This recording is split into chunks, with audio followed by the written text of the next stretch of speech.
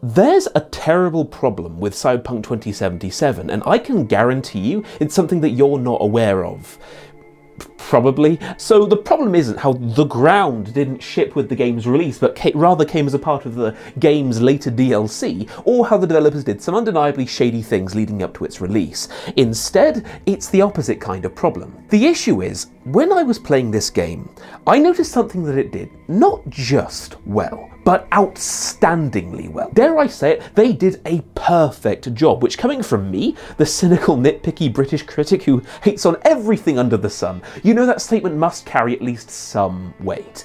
And the problem? Nobody, no essayist, no reviewer has given the game the credit it deserves here. But okay, what is it I'm talking about? Well, I'll give you a hint. It's something that every writer has to deal with, regardless of whether they're writing for a movie or a book or a game. It's the most difficult thing to do in writing, and bizarrely, it's something where when you do it wrong, right, and you screw up, the audience will instantly recognize that and they will hate you for it. But if you do it all right and you do an absolutely perfect job, the audience will never notice that you've done that job at all. So I was greatly enjoying this game for the first 5 hours or so, but then I came across a moment that pushed me from simply liking the game to being head over heels in love with it.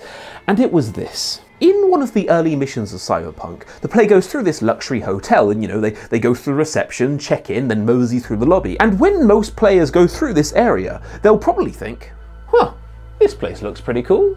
And then the player would think nothing more than that, or maybe not even that. Maybe their biggest takeaway would be the fact that there's like a Hideo Kojima cameo in the bar, and then they just move on, like unaware of what the game just did. But then again, the fact that they didn't notice is actually the point. The fact that they didn't notice is why this is so beautifully done. Alright, so let's bring it back a bit.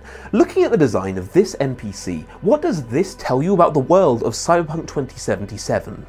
Simply, it tells you everything. Like, this is hands down the best design of an NPC I have ever seen. And sure, she looks really, really cool, but that's not why I love this design so much. And why do I love this so much?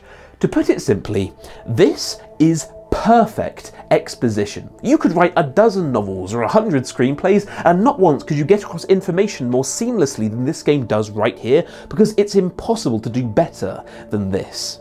But okay, what does this and this tell us about Cyberpunk's world? Well, firstly, it tells us that cybernetic implants aren't just advanced in this world, they're also all the rage, and that this culture deems replacing one's own skin fashionable and attractive. Also, it tells us about the political situation in this world. Because every employee in this hotel lobby looks exactly like this, like the player can deduce that in the same way that your employer nowadays mandates you wear certain clothes when at work, this employer mandates that you do this to your body. This world is so depraved that if you're someone's employee, they therefore own your body. Like, this design tells us that in the world of Cyberpunk, the rights of the corporations are everything and the rights of the individual are nothing. Now, all of that world building is cool, but what is orders of magnitude more impressive is how the game gets that information across to the player. Do you talk to the receptionist and they say, "Oh, hello, sir. It sure does suck that I had to give away my humanity because that was the only way I could get a job.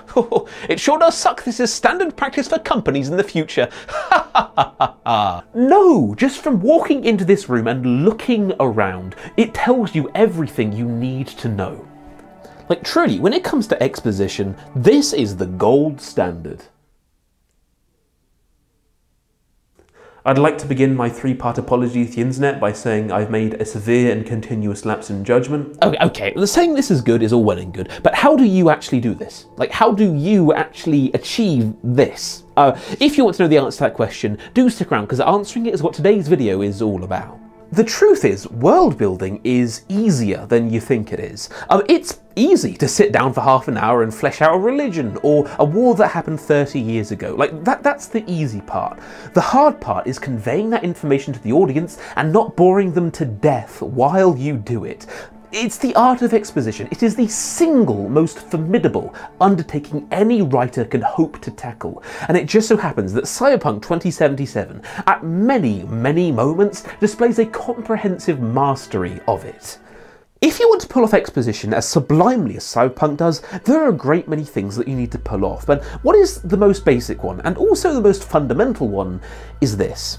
When you hear writers talk about what makes for good exposition, what is basically a universal answer is that good exposition never feels like it's for the audience's sake.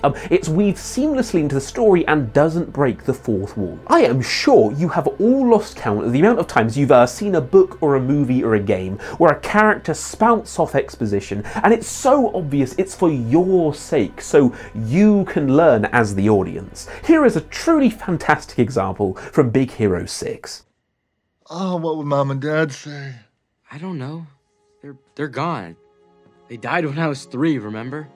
The only way that could have broken immersion more was if the character looked directly into the camera while he said it. I like to call this whole issue motivated exposition, and if the writer fails to properly motivate their exposition, where it feels like the character has a totally valid reason for saying what they do, it is guaranteed to shatter immersion. If you're looking for examples on how to do this right, you can find them in so many different stories, but Cyberpunk has a ton of them. One is how throughout the game, the player is given a brief on what the next mission will entail and what they'll have to do. The client doesn't just verbally explain it, instead they give you a chip that the player character puts in their head, and that renders a presentation that the client narrates over. So this is motivated exposition because the player character doesn't know this information but the client does, therefore it makes total sense as to why they're explaining it. But this also works for a different reason because it does a subtle job at informing us about the technology in this world. Like when the player character comes across these clients, they give you a chip and they don't first ask, "Do you have a chip in your brain that can read this file?"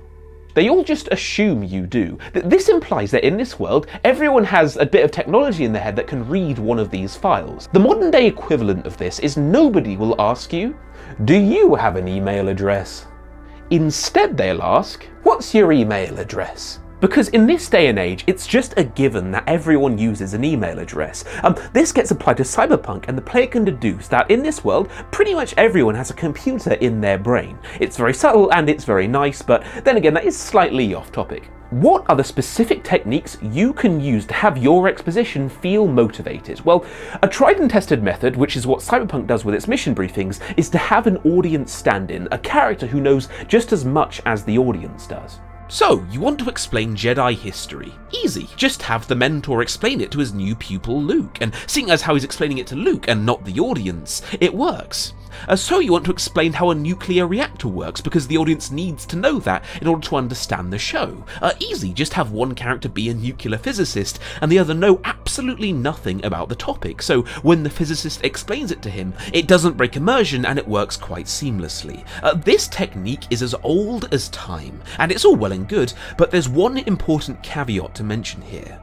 If it can be reasonably assumed that both people in a conversation know the same information, they should therefore never tell that information to each other, else it will feel like it's for the audience's sake. And I know, me saying this sounds like the most basic advice, like you shouldn't stick your hand in a blender, or you should like the video. Wink wink nudge nudge. And you should look both ways before crossing a street. But unfortunately, this is a shockingly common mistake that writers make all the time, and it's hands down the most common mistake people make when giving exposition. That Big Hero 6 clip fell for exactly this. And this is unfortunate, but Cyberpunk fell for this one too. So when the player walks into a psychiatric ward for a side quest, they see this. Wasted time and money, if you ask me. Someone goes whack, you should put them out of their misery. None of this forced therapy BS. Ah, but it's all about the eddies. The eddies? Uh-huh. The corp gets to write off the treatment cost. The more people they toss in here, the more they save. Oh, NPC. What are we gonna do with you? No, this is irredeemable. V, you know what to do. Cyberpunk has a ton of exposition that is absolutely fantastic, but this exchange, this is hot garbage. This is absolutely dreadful. If these two human beings were actually real people in the world of Night City, where, you know, it's a reasonable assumption that they have loved ones in this hospital because, you know, they're in the lobby, there is absolutely no way that this twat right here would advocate for them being put out of their misery. He has absolutely no motivation to say that line. It's almost as if the writers forced in him saying that so then she could spout off the exposition. Let's also not forget that it can be reasonably assumed that both of these people already know this information, so like this short dialogue exchange breaks immersion in two separate ways, which is somehow quite impressive. Like, just imagine living in the world of Night City and you're walking around your hometown and then you see two people speak to each other like that. That would be like you walking into a UK hospital, seeing two people next to each other and them saying, "I don't like it here. I think that anyone who's sick should be put out of their misery, despite presumably being sick myself or having a loved one who's sick because, you know, I'm in the lobby. But it's just such a shame I have to pay for my healthcare." Oh, you don't have to worry about a thing. This country has universal healthcare. What? I had no idea! Despite being a resident of the UK and presumably having lived here for my entire life, please go on. Oh yeah, the NHS is funded through taxes, so you can just walk in, get treated and not get billed for it. What? I had no idea! It would be weird, to say the least, but generally, Cyberpunk is pretty good at not falling for this issue. The only other time I noticed them having unmotivated exposition was when an announcer on a tannoy said this. Remember, there's no need to be afraid of sharks. The last wild shark died in 2067. And again, for the exact same reason as that psychiatric ward clip, this sucks because it can be reasonably assumed that anyone in this world would know this information, so it feels like the game is speaking directly to you, the player here, so you can learn this information. The real world equivalent of this would be you being on a safari tour on a tropical island and then the guide saying, "Oh, don't worry about stepping on any dodos on this island, guys, because as we all know, dodos are extinct." This kind of exposition is on the F tier of storytelling, along with Deus Ex Machinas and Insta-love. It's the main culprit as to why exposition has such a dreadful reputation. Now, let me stress, successfully avoiding this and not breaking immersion with your exposition does not suddenly make that exposition engaging. There are millions of examples out there of exposition being totally motivated, you know, of it making perfect sense for the characters to say what they do when they do, and it's boring as all holy hell. There are so many examples, but one that comes straight to mind for me is from the show Ruby. In the first season of the show, there are whole multiple minute-long chunks which are nothing but a dry lecture, you know, as a professor just says aloud this world's history as the characters watch. You know, it makes perfect sense as to why he's saying it, you know, it's a lecture, and it's about as fun to watch as the dictionary is fun to read. This right here, motivated exposition, this is not a goal of some lofty height you should one day aspire to be able to reach, and in doing so finally have good exposition. It's more so, there we go. The bar for entry.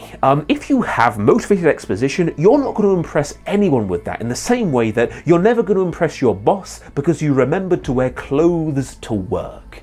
Writers failing to do this is one of the main reasons why exposition has such a horrible reputation. And, well, that leads me to my next point, because I'm about to say a thesis of mine, and it's a bit of a hot take to say the least.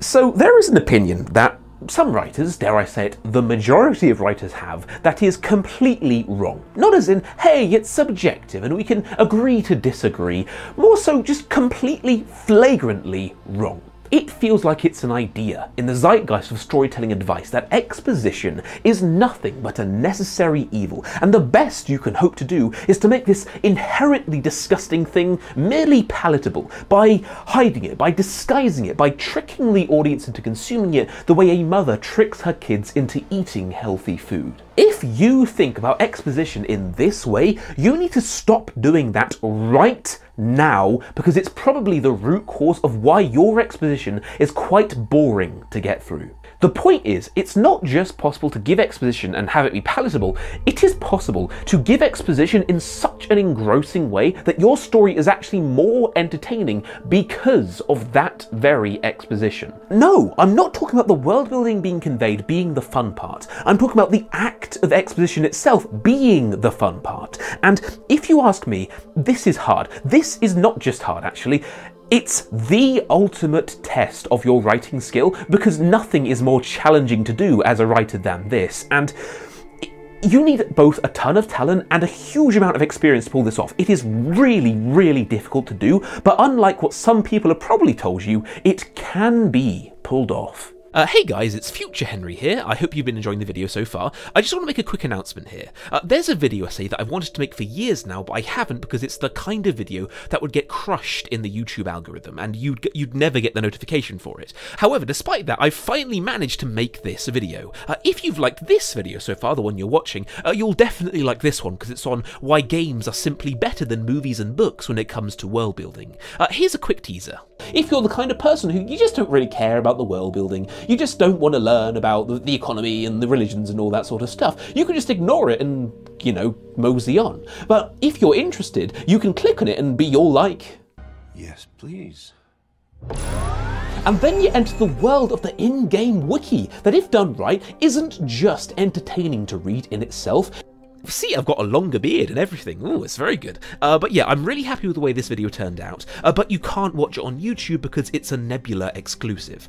If you have a Nebula account, you can watch this video the instant this one ends. But if you don't though, don't worry, just wait until the end of the video where I'll talk about this a little more and let you know how you can watch this really cool video of mine. But anyway, back to green screen me at the studio. And don't worry, I will be talking about Cyberpunk 2077 in a moment. I've got a lot more to say on that game. But as a fantastic example of exposition actually improving a story, let's look at one of the best single-player games I've ever had the pleasure of playing, Horizon Zero Dawn. So Horizon Zero Dawn is not a perfect game. If you ask me, the protagonist Aloy just isn't really that compelling. She pretty much has no character flaws, and various aspects of the lore, such as the culture of the Meridian, just isn't very interesting. But behind all that, this game houses what is one of the best mystery stories I have ever seen, perhaps even the best I've ever seen. But okay, so the game kicks off with the player wandering around this Stone Age world, you know, where the society is pretty much pre-medieval and everyone's using Stone Age levels of technology, and it all seems simple enough. But then the player falls into a cave and they quickly realise that, hold on, this isn't a cave. Like, look, there's a metal door. Like, this is some kind of bunker, and an ancient one at that. But hold on a second, this is supposed to be like a prehistoric Stone Age level society. Like, what's going on here? And so the player explores a bit, and soon they're walking over corpses. And they're on beds and in like sofas and stuff, so they didn't make it a violent end at least. So what killed these people? Like, were they gassed? Was there some kind of plague scenario? Like, what happened here? So the player explores a bit more and they find various audio and text logs all over the place. And they quickly realise that these people killed themselves. Every single person here chose to end it all. What? How does that make sense? What is going on here? The player asks. And after the player scours the area, they only find one clue, like one hint as the outside world and why these people chose to do what they did. And it's a text log. And it goes like this. To all staff, I regret to inform you that our worst fears have been realised. The Wichita salient has collapsed, and our position will be overrun in less than 24 hours. As I'm sure you understand, exfiltration transport is not available. If you wish to abandon the facility and to try your luck on foot, you may do so. Lock 2 will unseal at 2100 hours and remain unsealed for 15 minutes. Godspeed. For those who'd not rather die on our feet, there will be a gathering in the community room at 2200 hours, and Nurse Chana will make other means available. I want to underscore how proud I am of each and every person who served at this post. It is important to bear in mind that our sacrifices were not in vain. I hope that makes this a little easier. And from this point on, the player is dying to know what happened. Like, why did this enclave of people choose to end it all? And how does that link to the numerous robots walking around and how this society has reverted back to prehistoric levels of technology? There is a terrible mistake some writers make when writing a mystery. They'll get so focused on building and asking interesting questions that they forget to give them interesting answers. So one of the things that I bought at the magic store was this. Tannen's Mystery Magic Box. But Horizon Zero Dawn doesn't make this mistake at all, and in my opinion, it is one of the best mystery stories ever told, because at every step of the main story, the questions the player has are answered, and satisfyingly answered, but also it's done in a way where they only generate more questions, and there's a constant sense of progression, a constant thickening of the plot, as all of these mysteries are answered and more mysteries are raised at the same time. And the fact the game keeps that up for tens of hours worth of a main story is impressive, to say the least.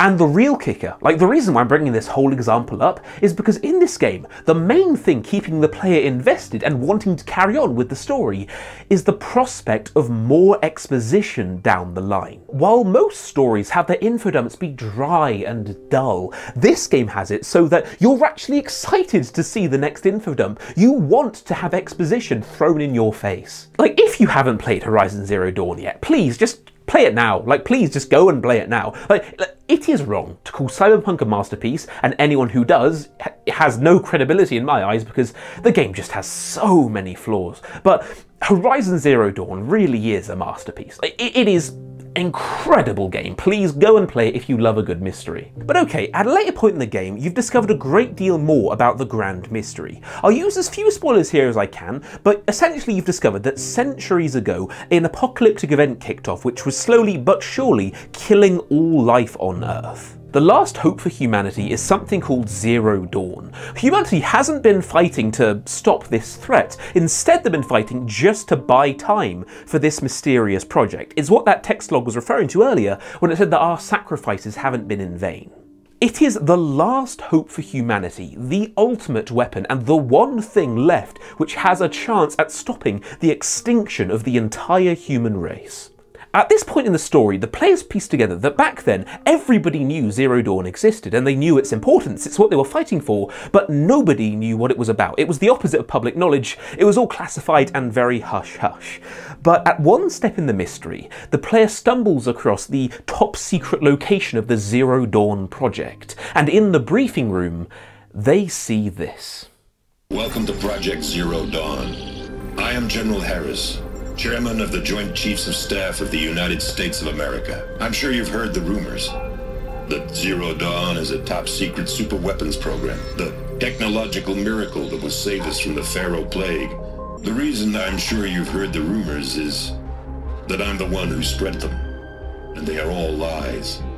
Zero Dawn is not a superweapons program, and it will not save us. Nothing will save us. Here's why. That hologram just said, and here's why. Like, he was moments away from giving you exposition straight to your face. But you were captivated, weren't you? You're pissed off right now about how I cut off that clip when I did, because you just need to know the answer. This is so overtly tell-over show. Like, the game is just saying exposition to your face, and it is nothing less than hypnotizingly good storytelling. By the way, all the time you'll hear the writing advice, show don't tell, and people treat it like it's some kind of sacred tenet you can never break, otherwise your story will be garbage. The problem is the more you write, the more you realise that show don't tell is more what you'd call guidelines than actual rules. Because as this example proves, sometimes you can just say information straight to the audience and it can be thoroughly entertaining. Think of Poirot and a lot of Sherlock Holmes stories, right? There is usually a scene where the detective just sits everyone down and explains their deductions and how they pieced everything together, and usually it's one of the most fun scenes of the story. If you ask me, this is not the be-all and end-all of good exposition, it's just one approach. But if you can somehow build a sense of intrigue around the information before you give it out to the audience, like, you're most of the way there to making that exposition fun. Not by hiding it, not by mixing it up with a bunch of other things so the bland, boring exposition is made fun because of the other things that distract you from it. You have made the exposition itself fun. And if you can pull that off, you're an outstandingly good writer.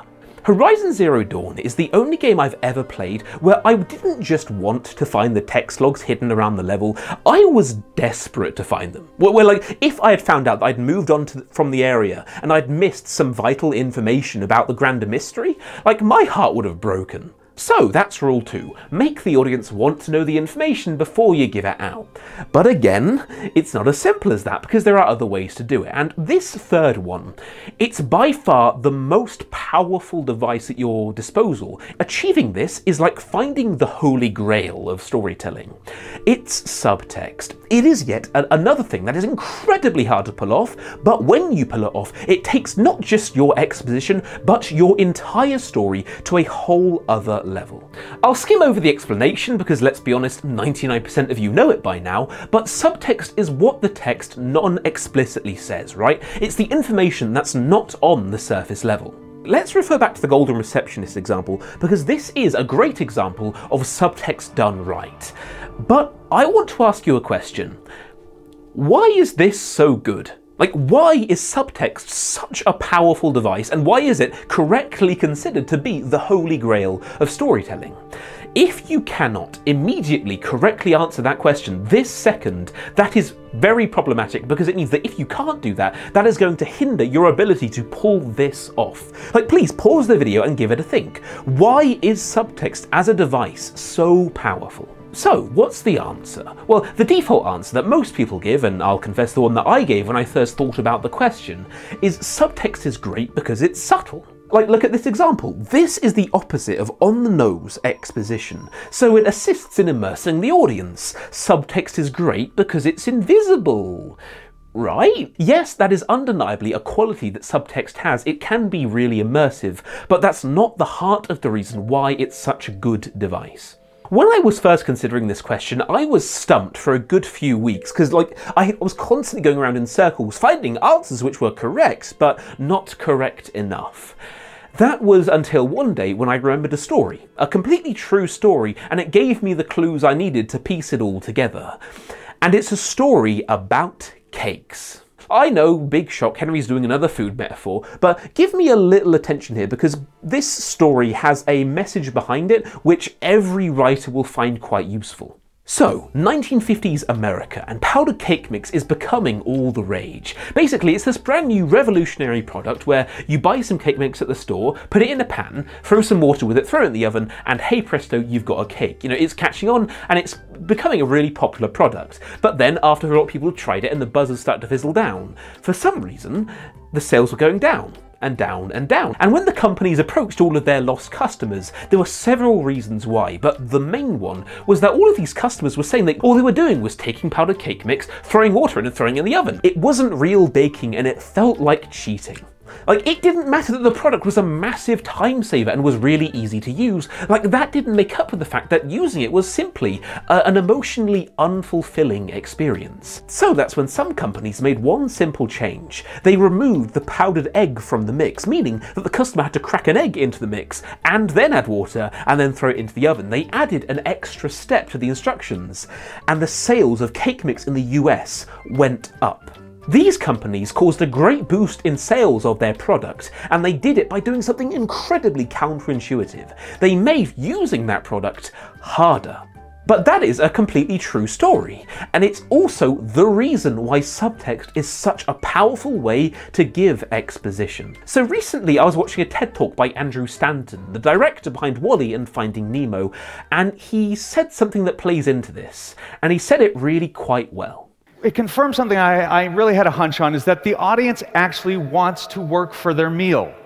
They just don't want to know that they're doing that. That's your job as a storyteller, is to hide the fact that you're making them work for their meal. It's this well-organized absence of information that draws us in. I first started really understanding this storytelling device when I was writing with Bob Peterson on Finding Nemo, and we would call this the unifying theory of 2 + 2. Make the audience put things together. Don't give them 4, give them 2 + 2.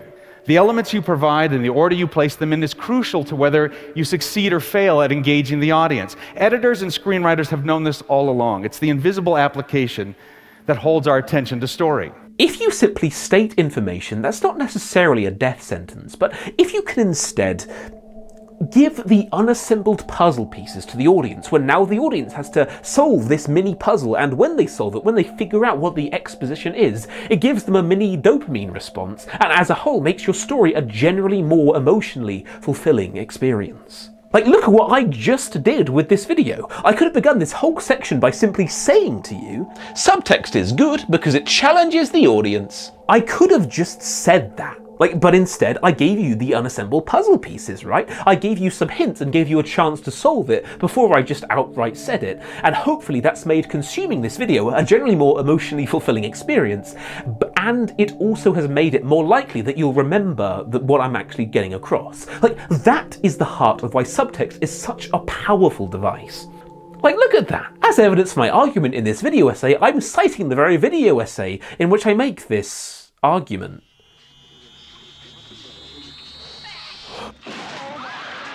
So I rarely bring up novels on this channel, but the other day I was reading Axioms N by our own lovely Lindsay Ellis, and one part of the novel takes exactly this approach to exposition, and it goes like this. So here's a little context to help you understand.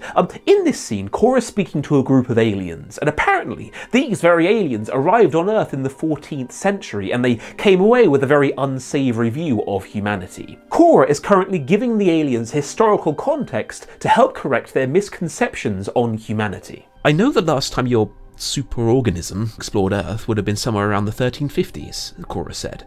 If it was in the 1350s, they would have arrived right after the Black Death hit Europe. Almost a quarter of all humans died within about 5 years, so your people wouldn't have just arrived during a dark period in our development, but the worst disease outbreak in all of human history. Ampersand stopped talking, and then Woodward and Bernstein quietly turned their eyes away from Cora and moved away. She started to ask what the problem was, if perhaps the topic of plague was too gauche or offensive, when Esperas arrived in the room. Did you catch the exposition? All of the clues necessary for figuring it out are there.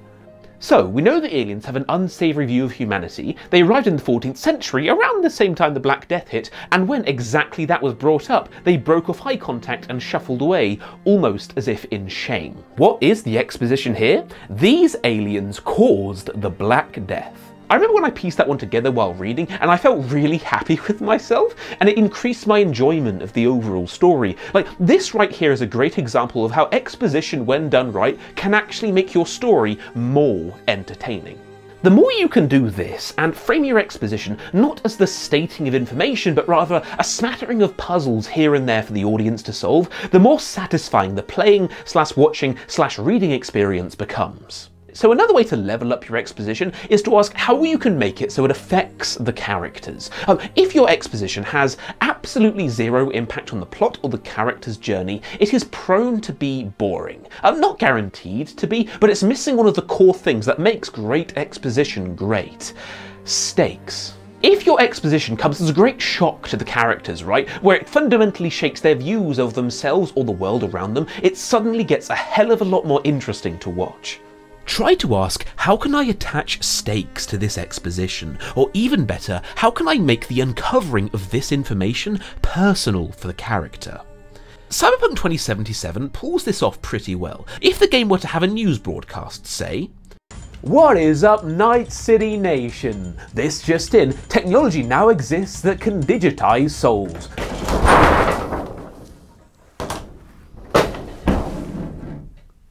Help! What is up, Night City Nation? This just in, technology now exists that can digitize souls. Also, it can be used to swap bodies. Ooh. It it wouldn't be terribly engaging. Don't have your news anchors just say exposition. Like, sure, it's motivated, but that doesn't mean it's not shit. Instead, have the inciting incident of the story be one of these digitized souls getting attached to our protagonist's head, and now it's slowly overwriting more and more of their brain, and the protagonist is in a race against time to find out how they can cure themselves, else this digital personality will overwrite their brain, kill their consciousness, and steal their body. All of a sudden, every bit of exposition you're delivering from that point on about that technology will be 10 times more interesting, and it's because that information has high stakes attached to it.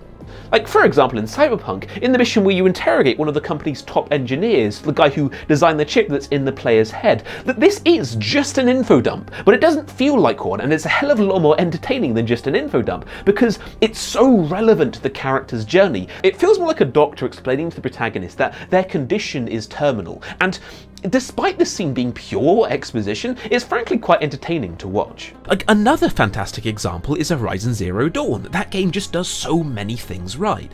In that game, the protagonist Aloy is an orphan, like she has no idea who her real parents are. So then, at an early point in the story, when she sees a hologram of a woman who looks uncannily like her, but also quite a bit older, like, she thinks that must be her mother. Now Aloy feels compelled to find her, and it makes what would have otherwise been an interesting mystery story into an even better one. That's because the mystery of what caused the apocalypse is now intertwined with Aloy's personal journey to find out more about where she came from. Alright, let's recap. Rule 1, the exposition must be motivated. Rule 2, make the audience want to hear the exposition before you deliver it. Rule 3, and frankly this is the most important rule, remember this one above all others, frame the exposition as a puzzle to be solved rather than the stating of information. And Rule 4, attach stakes to the exposition, preferably personal ones. Now, I have so much more to say about world building in games, and I wanted to make another video essay on this topic where I basically explain why games are simply superior to books and movies when it comes to world building. The problem is, while it's a video that I've wanted to make for years now, like it's a topic that I think's really interesting, it's the kind of niche video that doesn't really perform well on YouTube. But I am pleased as punch to announce that because of CuriosityStream's help, I've just made this video, and right now, it's ready to view on Nebula. On there, you'll find me, Hello Future Me, Nando V Movies, H-Bomber Guy, and like so many other video essayists and education-y creators. Nebula gives us the freedom to create the kinds of videos that YouTube demonetizes or otherwise crushes in the algorithm. Like I said, I've just released that world-building video made in the same style this one was, and that's a fantastic place for you to start. But there's still a ton of other exclusive content from your favourite creators there. For one, Lindsay Ellis just released a video breaking down Tropic Thunder, and I thought it was a really interesting video essay. So feel free to watch her video after you watch mine. But what does CuriosityStream have to do with this? Well, CuriosityStream's pretty much the best place on the internet to find documentaries. They're big fans of Nebula, and so we've worked out a deal where, and this is fantastic by the way, if you click my link in the description and sign up for CuriosityStream, you get a Nebula subscription for free. And how much does it cost? Well, if you click my link in the description, you get 26% off their already absurdly low price, so it costs $14.79 a year. Yes, the price is really that low. It's less than $15 a year for both of these streaming services together. Like, there is so much value here for such a tiny price. Like, it's completely worth it. It really is. And CuriosityStream itself has so many brilliant documentaries that are definitely worth a watch. Some are presented by David Attenborough, which I really enjoyed, but probably my favourite one has to be called Sherlock Holmes Against Conan Doyle, where it breaks down why the iconic detective was such a smash hit as a sort of case study. This one's actually really interesting from a writing perspective, so if you're a writer, this is a really interesting documentary that you can learn a ton from. And so all you have to do to sign up and watch this new video of mine right now, like this second, is click my link in the description and get 2 for 1 on these great streaming services today. Anyway, thanks for watching, and I'll see you guys next time on The Closer Look.